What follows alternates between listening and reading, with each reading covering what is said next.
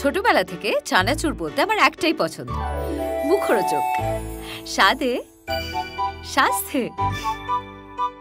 ভালো খান, সুস্থ থাকুন।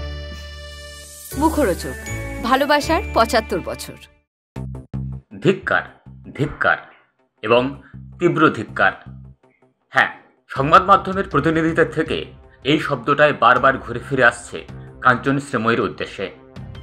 তাদের বিয়ে তো এখন বাংলার সেরা রসিকতার বস্তু, কিংবা সোশ্যাল মিডিয়ার নিরিখে সেরা ফানি কন্টেন্টও বলতে পারেন অনায়াসে।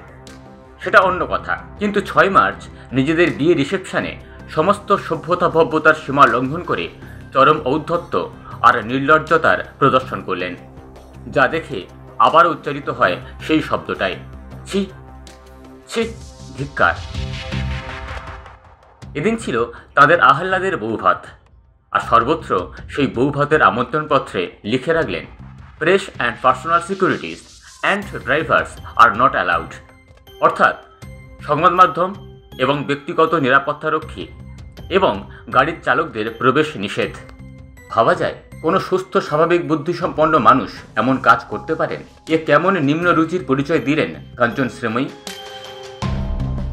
কোন ঔদ্ধত্যে বলিয়ান হয়ে রিসেপশনের আমন্ত্রণপত্রে সর্বসমক্ষে কোনো বিশেষ শ্রেণীকে এভাবে অপমান করেন তারা? আর কাঞ্চন মল্লিক, তিনি নাকি বিধায়ক, জনপ্রতিনিধি, এই তো তার নমুনা। এমন আচরণের জন্য, কৃতকর্মের জন্য ক্ষমা চাইতে আসবেন তারা? না, তার কোনো দরকার নেই, কারণ তাদের এমন অসংবেদনশীল আচরণ ক্ষমারও অযোগ্য। তার পরিবর্তে থাক অনেক অনেক ধিক্কার আর অনেক অনেক উপেক্ষা। সাধারণ মানুষ, নেটিজেন, সংবাদ মাধ্যমের প্রতিনিধিদের কথা ছেড়ে দিন, এমন আচরণ, এই উদ্ধত্তের জন্য খোদ ইন্ডাস্ট্রির অন্দরেই নিজেদের সহকর্মীদের থেকেই তীব্র নিন্দিত হচ্ছেন কাঞ্চন শ্রীময়ী। ইংরেজ আমলে ব্রিটিশ ঔদ্ধত্য ক্লাবে ক্লাবে সাইনবোর্ড ঝুলিয়ে রাখত, dogs and Indians R not allowed, অর্থাৎ কুকুর ও ভারতীয়দের প্রবেশ নিষেধ। সেই প্রসঙ্গ টেনে কাঞ্চন শ্রীময়ীর এহেন আচরণের তীব্র নিন্দা করেছেন শ্রীলেখা মিত্র, জিতু কামাল, তথাগত মুখার্জিরা।